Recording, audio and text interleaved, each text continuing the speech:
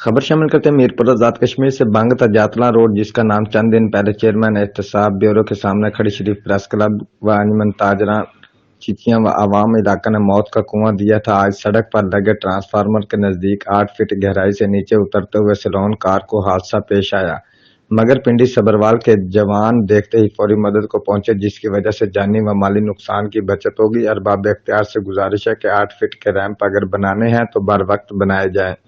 क्या इंसानी जानें ज़ाया होने का इंतजार हो रहा है? मौका पर मौजूद लोगों ने बताया कि सिफारिशों के रैंप तो बना दिए गए, मगर अफसोस पिंडी सबरवाल खवातीन का वाहिद रास्ता लेडीज स्टाफ अभी तक मौत के कुआं का मंजर पेश कर रहा है।